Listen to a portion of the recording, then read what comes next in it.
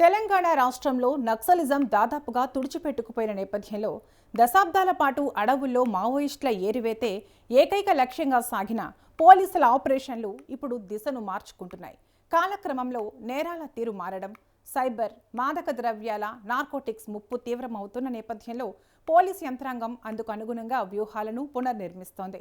ఇందులో భాగంగా ఇన్నాళ్లు మావోయిస్టుల కదలికలపై నిఘా పెట్టిన స్పెషల్ ఇంటెలిజెన్స్ బ్యూరో ఎస్ఐబి అడవుల్లో గెరిల్లా యుద్ధ తంత్రాల్లో ఆరితేరిన గ్రేహౌండ్స్ కమాండోల సేవలను ఆధునిక నేరాల నియంత్రణ వైపు మళ్లించేందుకు ప్రభుత్వం నిర్ణయించింది.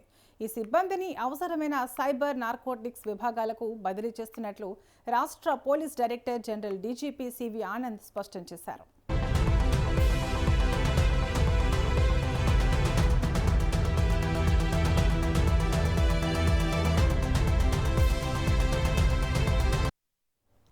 గ్రేహౌండ్స్ ఘన చరిత్ర 1989లో అప్పటి ఐపీఎస్ అధికారి కేఎన్ వ్యాస్ సారథ్యంలో ఏర్పాటైన గ్రేహౌండ్స్ అనతి కాలంలోనే దేశంలోనే అత్యుత్తమ యాంటీ నక్సల్ ఫోర్స్గా గుర్తింపు పొందింది.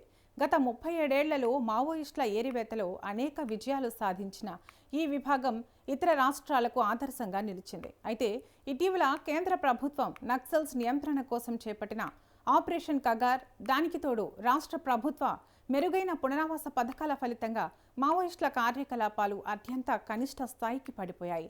గత 2 ఏళ్ల వ్యవధిలోనే ఏకంగా 818 మంది మావోయిస్టులు పోలీసుల ఎదుట లొంగిపోయారు.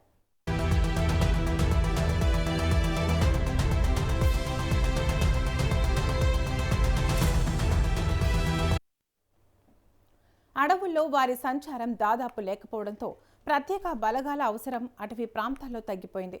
ఈ క్రమంలోనే గ్రేహౌండ్స్ ఎస్ఐబి విభాగాల్లో మార్పులకు ప్రణాళికలు రూపొందించారు.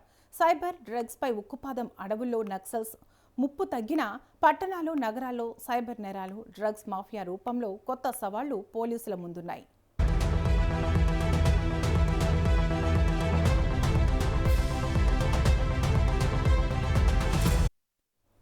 ప్రస్తుతం గ్రేహౌండ్స్లో సుమారు 1700 మంది సిబ్బంది ఇతర విభాగాల నుంచి డిప్యూటేషన్పై విధుల్లో ఉన్నారు. తాజా వ్యూహం ప్రకారం వీరిలో సుమారు సగం మందిని తిరిగి వారి మాతృ విభాగాలకు లేదా సొంత జిల్లాలకు బదిలీ చేయాలని నిర్ణయించారు. ఏళ్ల తరబడి కఠిన శిక్షణ తీసుకుని ఆపరేషన్లలో రాటుదేలిన మిగిలిన గ్రేహౌండ్స్ కమాండోల అపార అనుభవాన్ని వృధా పోనివ్వకుండా రాష్ట్ర భద్రత కోసం కొత్తగా ఏర్పాటవుతున్న ఈగల్ ఫోర్స్లో వినియోగించుకోనున్నారు. వీరికి సైబర్ సెక్యూరిటీ, డ్రగ్స్ కట్టడికి సంబంధించిన ప్రత్యేక బాధ్యతలను అప్పగించనున్నారు.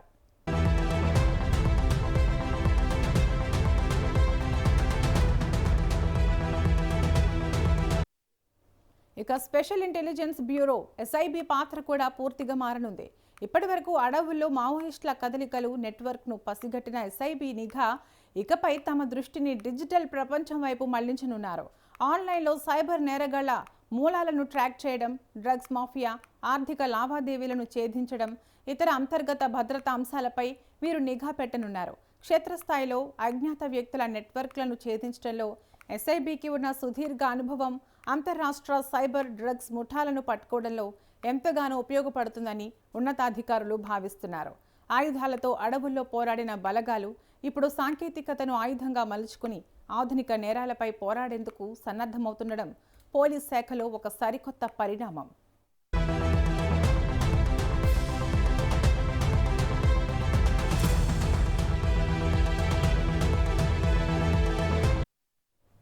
రాష్ట్రంలో నక్సలిజం ప్రభావం పూర్తిగా తగ్గిపోయింది. ఇంకా ఎవరైనా అడవుల్లో మిగిలి ఉంటే వారు కూడా ఆయుధాలు వీడి జనజీవన స్రవంతిలో కలవాలి. హింసను విడనాడి లొంగిపోయే మావోయిస్టులకు రాష్ట్ర ప్రభుత్వం అమలు చేస్తున్న పునరావాస విధానం ప్రకారం అన్ని విధాల అండగా ఉంటాం. అజ్ఞాతం వీడి వచ్చేవారికి చట్ట ప్రకారం అందాల్సిన ఆర్థిక, సామాజిక ప్రయోజనాలను అందించి వారు సమాజంలో సాధారణ జీవితం గడిపేందుకు పోలీసు యంత్రాంగం పూర్తి సహకారం అందిస్తుంది. దశాబ్దాలుగా కొనసాగిన యాంటీ నక్సల్ ఆపరేషన్లు సత్ఫలితాలు ఇవ్వడంతోనే రాష్ట్రంలో భద్రతా వాతావరణం మెరుగుపడింది.